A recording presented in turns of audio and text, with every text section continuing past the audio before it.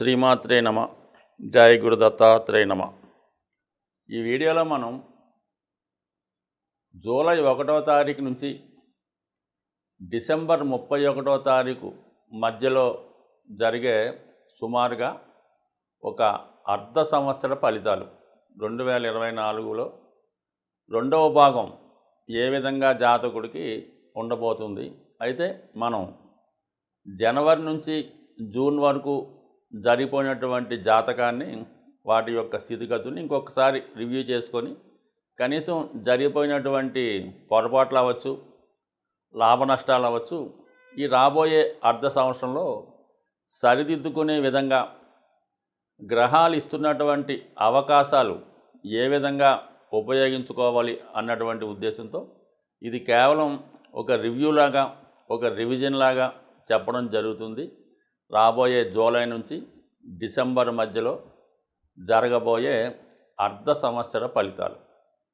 మరి మేజర్గా ప్రథమ భాగం మనం చూసుకున్నప్పుడు ఇంచుమించుగా మనకి శని భగవానుడు, అలాగే గురు భగవానుడు మరి డైరెక్ట్ మోషన్లో ఉంటూ జాతకుడికి డైరెక్ట్గా ఫలితాలు ఇవ్వడం జరిగింది. మరి ఈ అర్ధ సంవత్సరంలో మనకి జూన్ 30వ తారీఖు నుంచి సరిగ్గా సెకండ్ హాఫ్ ప్రారంభం అవగానే మనకి శని భగవానుడు మనకి వక్ర గమనంలోకి రావడం జరుగుతుంది. అలాగే మనకి ఈ అక్టోబర్ 9వ తారీఖు నుంచి గురు భగవానుడు వక్ర గమనంలోకి చెందడం జరుగుతుంది. అయితే ఈ వక్ర గమనం చెందడం వల్ల మరి జాతకులకు వచ్చే ఉపయోగం ఏంటి, గ్రహాలకి ఏ విధమైనటువంటి స్వాతంత్రం వస్తుంది అన్న విషయాన్ని గమనిస్తే మిథున రాశి వారికి జూలై టు డిసెంబర్ మధ్యలో జరిగే అర్ధ సంవత్సర ఫలితాలు గమనించినప్పుడు వీళ్ళకి మరి ప్రారంభంలో కొంత ఒడిదుడుకులు ఉన్నప్పటికి కూడా అక్టోబర్ 9వ తారీఖు తర్వాత గురు భగవానుడు వక్ర గమనం స్టార్ట్ అయ్యి ఇంచుమించుగా ఫిబ్రవరి 4 వరకు, అంటే ఇంచుమించుగా మనం ఈ సంవత్సరం చెప్పుకున్నాం కాబట్టి అక్టోబర్ టు డిసెంబర్ మధ్యలో ఈ గురువు 11వ స్థానంలోకి రావడం జరుగుతుంది. వక్ర గమనంతో అంటే పూర్తిగా రాడు, కేవలం వక్రించి ఉండడం వల్ల 12లో ఉంటూ 11వ భావాన్ని కూడా యాక్టివేట్ చేయడం జరుగుతుంది. సో దీనివల్ల ఏంటంటే జాతకుడికి మరి రెండు విషయాల్లో ఖచ్చితమైనటువంటి ఇంప్రూవ్మెంట్ రావడం జరుగుతుంది. ఒకటి ఏంటంటే దశమ భావానికి సంబంధించినది, ఉద్యోగపరంగా అవకాశాలు రావడం జరుగుతుంది, ఉద్యోగంలో అభివృద్ధి ఉంటుంది. ఇక్కడ 12 కూడా యాక్టివేట్ చేయడం వల్ల దూర ప్రాంత అవకాశాలు, విదేశ అవకాశాలు రావడం జరుగుతుంది. ఫర్ ది సేమ్ టైం 11ని 12 యాక్టివేట్ చేయడం వల్ల వచ్చిన లాభాన్ని సద్వినియోగం చేసుకుంటూ ఒక మంచి ఇన్వెస్ట్మెంట్ చేయడం జరుగుతూ ఉంటుంది. ఇక సప్తమ భావాన్ని కూడా యాక్టివేట్ చేస్తూ ఉంటాడు కాబట్టి సప్తమ భావాధిపతి లాభంలోకి రావడం వల్ల మీకు వివాహం నిశ్చయం అవ్వడం కానీ, లేదంటే మీ భార్యకి లేదా భర్తకి మంచి ఉపాధి అవకాశాలు రావడం కానీ 100% జరిగే అవకాశం ఉంది. సో ఏదైనా ఈ మిథున రాశి వారికి చివరి భాగం అంటే అక్టోబర్, నవంబర్, డిసెంబర్ నెలలో మరి చాలా వరకు మంచి అద్భుతమైనటువంటి ఫలితాలు రావడం జరుగుతూ ఉంటుంది. దాని ముఖ్యంగా ఏంటంటే 11లో ఉన్నటువంటి గురువు మరి 7వ భావాన్ని, 3వ భావాన్ని యాక్టివేట్ చేస్తూ ఉంటాడు. అంటే దాన్ని బట్టి చిన్న చిన్న దగ్గర ప్రయాణాలు, ఇరుగు పొరుగు వారితో పరిచయాలు, సద్భావంగా వాళ్ళతో మంచి మిత్రత్వం ఏర్పడడం, అలాగే మెయిన్గా వివాహానికి సంబంధించింది. అంటే మిథున రాశి వారు అమ్మాయిలు కానీ అబ్బాయిలు కానీ వివాహం కొరకు ఎదురు చూస్తుంటే 100% మరి ఈ సంవత్సరం చివరి 3 నెలల్లో ఖచ్చితంగా వివాహం జరిగి తీరవలసిందే. దాంతో కూడా అనుకూలమైనటువంటి ఆర్థిక పరంగా ధనం సంపాదిస్తున్నటువంటి భార్య లేదా మంచి పొజిషన్లో ఉన్నటువంటి భర్త రావడం జరుగుతుంది. అయితే మనకి ఈ జూలై టు సెప్టెంబర్ ఇంచుమించుగా డిసెంబర్ వరకు కూడా 12లో ఉంటూనే ఉంటాడు. అయితే విద్య ఎవరైతే సక్సెస్ఫుల్గా కంప్లీట్ చేద్దాం అనుకున్నారో, దాని తర్వాత ఉన్నత చదువుల కొరకు బయటికి వెళ్దాం అనుకున్నారో వాళ్ళకి మంచి అవకాశం ఇస్తాడు. ఇది బాగా కొంతవరకు జీవితంలో చాలా శ్రమపడి ఒక 60-65 సంవత్సరాల తర్వాత శ్రద్ధ రెస్ట్ తీసుకుందాం అనుకున్న వాళ్ళకి ఈ గురువు చాలా ఉపయోగపడతాడు. 4, 8, 12 భావాలను యాక్టివేట్ చేయడం వల్ల ఏదైనా ఒక ప్రశాంత వాతావరణంలో దైవ సన్నిధికి దగ్గరలో ఏదన్నా ఒక గృహం ఏర్పాటు చేసుకోవడం కానీ, లేదంటే ఒక ఆశ్రమంలో చేరడం కానీ చేసి ఒక ప్రశాంతమైనటువంటి జీవితాన్ని గడుపుతూ ఏదైనా రీసెర్చ్ వర్క్ చేసుకోవడం కానీ, భగవంతుడికి సంబంధించినటువంటి ఆధ్యాత్మిక విషయాలు తెలుసుకోవడంలో కానీ గురువు సంపూర్ణంగా సహకరించే అవకాశం ఉంటుంది. రాబోయే 6 నెలలు కూడా చివరి 3 నెలల్లో మళ్ళీ తిరిగి యాక్టివేట్ అవ్వడం, మరి మీకు ఏవైతే గతంలో మీరు ఆశిస్తున్నారో, ప్రయత్నం చేసి ఆగిపోయారో ఇవన్నీ కూడా మీకు ఈ చివరి 3 నెలల్లో రావడం జరుగుతుంది. అయితే మరి శని భగవానుడు 9వ స్థానంలో ఉండడం ఇంచుమించుగా జూన్ 30 నుంచే మీకు వక్ర గమనంలోకి రావడం జరుగుతూ ఉంటుంది. అష్టమ భాగ్యాధిపతిగా శని భగవానుడు వక్రించి అష్టమ భావ ఫలితాలు కూడా ఇవ్వడం వల్ల, శని వృత్తికారకుడు అవ్వడం వల్ల సడన్గా ఏదైనా ఉద్యోగంలో మార్పులు లాంటి గోచరించవచ్చు. అంటే మీరు ఏదైనా వేరే ఉద్యోగానికి ప్రయత్నం చేయడం కానీ, ఉద్యోగంలో సడన్గా ఏదైనా మారవలసి రావడం కానీ, కొన్ని అనుకోని ఇబ్బందులు లాంటి ఎదురు కావడం కానీ జరిగే అవకాశం ఉంది. బట్ ఏదైనా మరి గురుబలం, గురువు యొక్క అనుగ్రహం జాతకులకు ఉండడం, బుధుని ప్రభావం కూడా మీరు రాబోయే టైంలో బాగోవడం వల్ల మరి ఏదన్నా ఇబ్బంది పడకుండా ఏది వచ్చినా కూడా దానికి హ్యాపీగా స్వీకరించి దానికి అనుగుణంగా మీరు ప్లాన్ చేసుకుంటే మళ్ళా తొందరగానే మీకు మళ్ళా మంచి అవకాశాలు రావడం జరుగుతుంటుంది. మరి రాబోయే చివరి 6 నెలలు అంటే ఈ ఇంచుమించుగా ఈ సంవత్సరం ద్వితీయార్థంలో రాహు కేతు సేమ్ యాక్సెస్లోనే ఉంటాడు. రాహు 10వ స్థానంలో ఉండడం, రాహు డిపాజిటర్ 1000 స్థానంలో ఉండడం వల్ల, అలాగే లాభస్థానాన్ని కూడా యాక్టివేట్ చేయడం వల్ల విదేశంలో ఉన్నటువంటి మిత్రులు కానీ, విదేశ వ్యవహారాలు కానీ కలిసి వచ్చే అవకాశం ఉంది.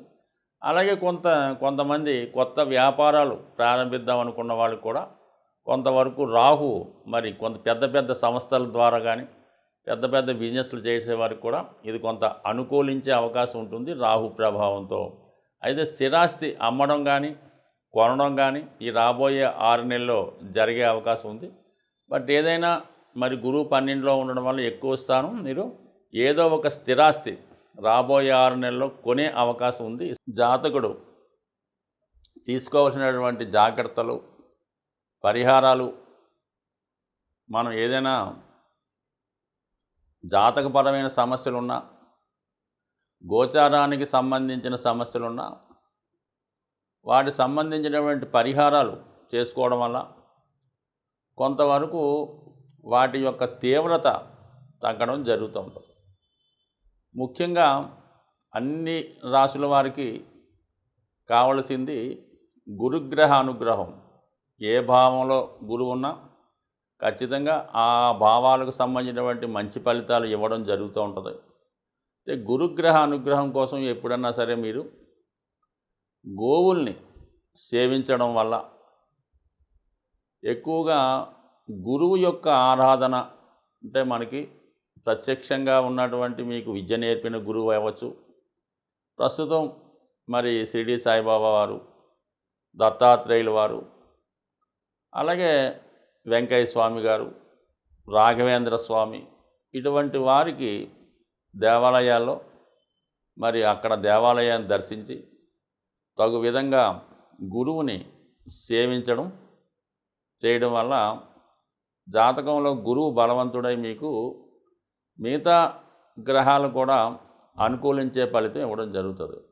ఇంకా తీవ్ర ఇబ్బందుల్లో ఉన్నవాళ్ళు, ముఖ్యంగా అనారోగ్య సమస్య కానీ, బాగా ఫైనాన్షియల్ స్ట్రగుల్ ఉన్నవాళ్ళు ఏం చేయాలంటే వారు గోశాల దర్శించి ఆ గోశాలలో వీరు ఎంత బరువు ఉన్నారు చూసుకోండి. సుమారు ఒక 60 కేజీలు ఉంటాయి. ఒక 6 కేజీలు శనగలు మరి నానబెట్టిన కానీ వాటి ముడిసరుకు కానీ కొని ఆ గోశాలలో మీరు ఇవ్వాలంటే మీరు ఆవుకు ప్రత్యేకంగా పెట్టగలరు. మీ వెయిట్కి 10వ వంతు బరువు ఉన్నది ఇవ్వడం చేయడం వల్ల, లేదంటే ఎక్కువగా మీకు ఆర్థికపరమైన సమస్యలు ఉన్నాయి, ఏ విధంగా కూడా ముందుకు వెళ్ళడం లేదు.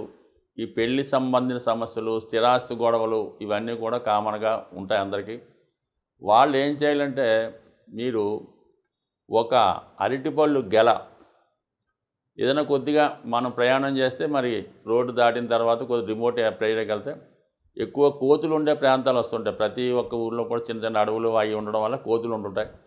ఆ కోతులకి రోడ్డు మీద కాకుండా సైడు ఈ అరటిపళ్ళు గెలం ఏ పండు ఆ పండు ఎరగొట్టి కోతులకి ఆహారంగా పెట్టడం. ఇంకా ఓపిక ఉన్న వాళ్ళు ఏదన్నా సరే అరటిపళ్ళతో పాటు ఈ మొక్కజొన్నలు అవ్వచ్చు, మామిడి పళ్ళు అవ్వచ్చు, ఏవైనా సరే మరి కోతులకి ఆహారం పెట్టడం వల్ల ఆర్థికపరమైన సమస్యలు ఏ సమస్యని ఇంకా నో డౌట్ ఇంకా మీరు కోతులకు ఆహారం పెడితే మీకు ఎంత క్లిష్టమైన సమస్య అయినా 100% పరిష్కారం అయ్యే అవకాశం ఉంటుంది.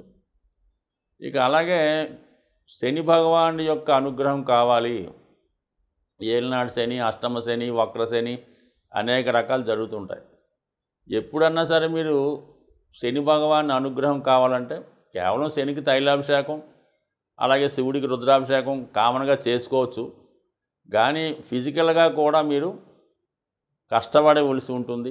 మాన్యువల్గా మీరు చేసుకోగలమంటే మీరు మాన్యువల్గా ఆ వర్క్ చేసుకోండి. ముఖ్యంగా ఎవరైతే నిరాశ్రులై ఉంటారో, వృద్ధులై ఉంటారో, రోగగ్రస్తులై ఉంటారో వాళ్ళకి మీకు తోచిన విధంగా సేవ చేయగలిగితే సేవ చేయండి. వాళ్ళు ఏదైనా రోడ్డు దాటడానికి అవసరమైతే సహాయపడండి.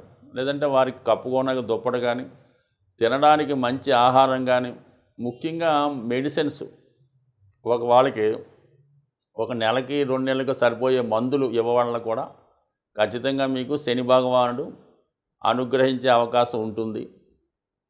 దాని తర్వాత ముఖ్యంగా రాహు ఎక్కువ ఇబ్బందులు పెడుతుంటాడు. అత్యాశ వల్ల దుర్మార్గమైన పనులు చేయడం వల్ల జాతకులకి ఎక్కువగా జైలు శిక్షలు, లేదంటే ఈ ఏదన్నా మర్డర్లో చిక్కుకోవడమో, లేదంటే ఎవరన్నా వాళ్ళని హత్య చేయడం ఇలా జరుగుతుంటుంది. అంటే ఏ కార్యక్రమాలు చేస్తుంటాడో వాడు ఆ విధంగానే మరణిస్తూ ఉంటాడు అన్నమాట.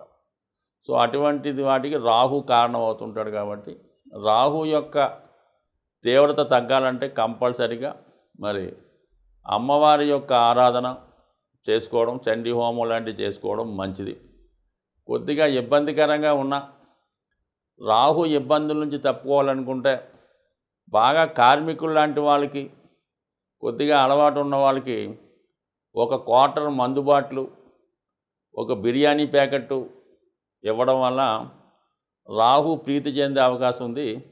సో ఇది ఒక విధమైనటువంటి తాంత్రిక రెమెడీగాను, లాల్ కితాబ్ రెమెడీగాను పనిచేసే అవకాశం ఉంది. సో ఏదైనా రెమెడీ అనేది ఖచ్చితంగా పనిచేస్తుంది. అది కూడా మన కర్మను బట్టి, ఈవేళ రేపా ఎల్లుండి అన్నది అది మీరు మీ చేసే విధానాన్ని బట్టి, మీ జాతకాన్ని బట్టి కూడా ఉంటుంది.